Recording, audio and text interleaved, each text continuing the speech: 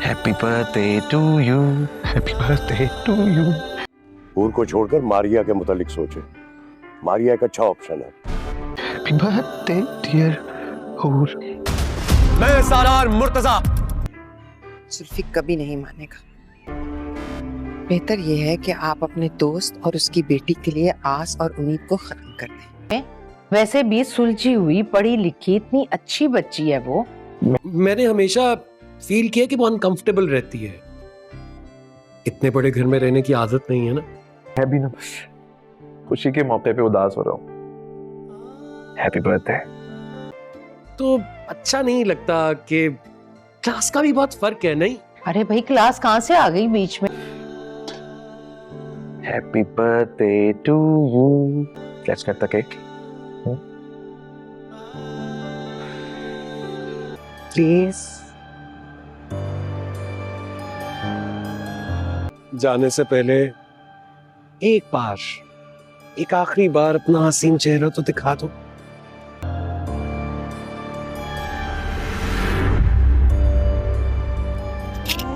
यहाँ का बादशाह हूं और तुम एक चूंटी। ओ मिलन, तुमने भी बेवफाई करी थी ना, जिंदगी भर साथ निभाने का वादा किया था। लेकिन एंट्री बिल्कुल हीरो वाली। आगे ये हूर, जुल्फकार को उसे भूलकर आगे बढ़ना चाहिए। नूर हूर के जाने के बाद जुल्फ़िकार की ज़हनी हालत और भी ज़्यादा डिस्टर्ब हो चुकी है। हूर को तो भुला ही नहीं पा रहा जुल्फ़ी ने रो रो कर अपना बुरा हाल कर दिया है। और जुल्फ़ी के साथ साथ उसकी मॉम और उसकी बहन भी बहुत ज़्यादा अपसेट हैं, क्योंकि वो भी हूर को बहुत ही पसंद करते थे। हूर थी ही ऐसी कि सबके दिलों में उसने अपना घर किया हुआ था सिवाय अपने ससुर के।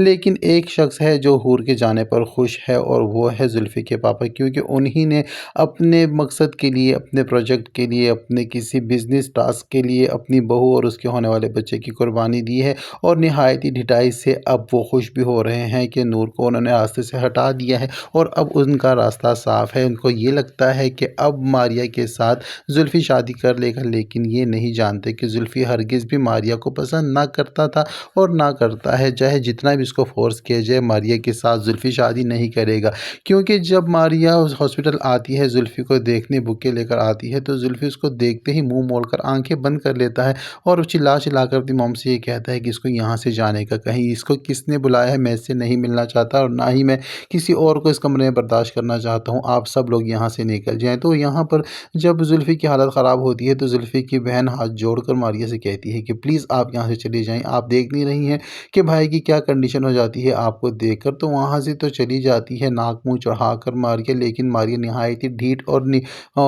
हड हराम लड़की है। वो बार बार जुल्फ़ी का पीछा करेगी और जुल्फ़ी को इस तरह छोड़ने वाली नहीं है। खैर, जब जुल्फ़ी डिस्चार्ज होकर हॉस्पिटल से घर आता है तो जैसे ही अपने रूम में जाता है तो हूर के कमरे को देखता है, हूर के हाथों से रखी हुई हर चीज़ को टच करता है और हूर की फ़ोटो फ्रेम को उठाकर अपने सीने से लगाकर उसको भी याद करते हुए रोता है। और वो जो है बहुत ज़्यादा मिस कर रहा है हूर को भुलाना उसके लिए नामुमकिन ही हो गया है, क्योंकि जिस लड़की से वो इस कदर प्यार करता था और उसको इस तरह अचानक उसकी ज़िंदगी से जाना पड़ा और उसको तन्हा छोड़कर चली गई है। हूर को यही याद करते हुए कहता है कि तुम बेवफा हो, तुमने तो सारी ज़िंदगी मेरा साथ निभाने का वादा किया था और तुमने बीच रास्ते में ही मुझे छोड़ दिया। उसके साथ साथ जुल्फ़ी को ये लगता है कि हूर की मौत का ज़िम्मेदार वो खुद है, क्योंकि उसी की गलती की वजह से हूर का एक्सीडेंट हुआ है और हूर के साथ ही हादसा हुआ है। तो यहाँ पर जुल्फ़ी की बहन और उसकी अम्मी जो है वो उसको समझाने की कोशिश करती हैं कि तुम तो हूर से बहुत ज़्यादा प्यार करते थे, भला तुम हूर को कैसे नुकसान पहुँचा सकते हो। जो कुछ हुआ बस शायद ये उसका नसीब था और उसकी मौत इसी तरह लिखी हुई थी। और रो रो कर ख़ुद को हल्कान ना करो, क्योंकि हूर के आगे पीछे कोई नहीं था, ना ही उसकी कोई बहन है और ना ही उसका कोई भाई है। बस उसको अगले जहान की कामयाबी के लिए उसके लिए दुआ करोगे और तुम्हारी दुआ कबूल होगी, क्योंकि तुम सच्चे दिल से उसे प्यार करते थे और तुम्हारी दुआ की ज़रूरत है उसे कि अल्लाह पाक उसकी अगली मंजिलें आसान करे। तो यहाँ पर अब थोड़ी सी अम्मी की बातें सुनने के बाद जो है जुल्फ़ी को तसल्ली होती है और वो खामोश हो जाता है, लेकिन वो अब भी परेशान है।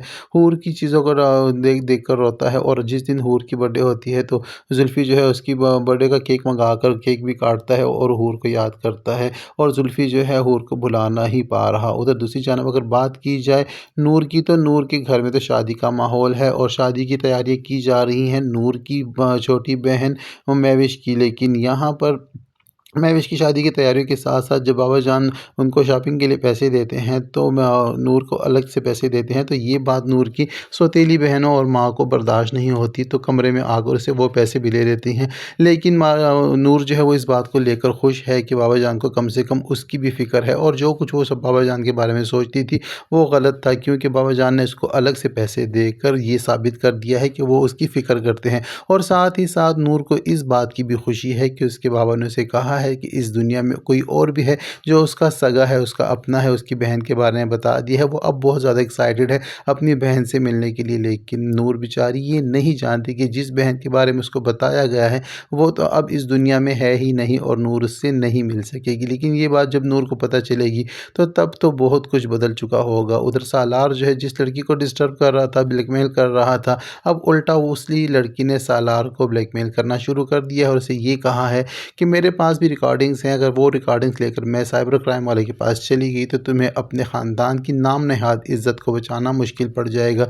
तो लिहाजा जैसे जैसा मैं कहती हूँ वैसा वैसा तुम्हें करना होगा। और जब उसको मिलने बुलाती है तो सालार उसको सुनसान जगह पर बुलवाता है, अपने साथ गार्ड्स वगैरह को लेकर जाता है, और मिलने के बाद जब लड़की वहाँ से रुखसत होने लगेगी तो सालार उसको शूट कर देगा। सालार उसे कहेगा कि तुम मेरी रास्ते में रुकावट बनना चाह रही थी, और जो सालार के रास्ते में रुकावट बनता है सालार उसको अपने रास्ते से हटा देता है। मैं हूँ तो हीरो लेकिन विलन जैसी परफॉर्मेंस देना मेरी आदत है। यहाँ पर सालार ने अपने हाथ को खून से रंग लिया है और कत्ल कर दिया है एक बेगुनाह और मासूम लड़की का, क्योंकि पहले तो उसके साथ प्यार का नाटक किया और उसको इस हद तक लेकर आया, और जब शादी की बात उसने छेड़ना शुरू की तो सालार ने उसको अपने रास्ते से हटा दिया। सालार बिस्मा को पसंद करता है, लेकिन सालार की अम्मी जो है यानी कि नूर की पुप्पो वो ये चाहती हैं कि सालार की शादी नूर से करवा दी जाए। और इसी बात को जब पुप्पो जान सालार के साथ डिस्कस करती हैं तो सालार अपनी अम्मी के सामने जो है बात को टालने की कोशिश करता है और ये कहता है कि नूर और हमारी क्लास में बहुत फ़र्क है। तो यहाँ पर उसकी अम्मी कहती है कि यहाँ पर स्टैंडर्ड और क्लास कहाँ से आ गई, वो तुम्हारी मामू की बेटी है और पढ़ी लिखी लड़की है, इतनी खूबसूरत है, सुलझी हुई लड़की है। तो यहाँ पर पुप्पो जान का ये दिल है कि वो अपनी बहू बनाकर अपने भतीजों को घर ले आए, लेकिन सालार बिस्मा को पसंद करता है और बिस्मा से शादी करना चाहता है।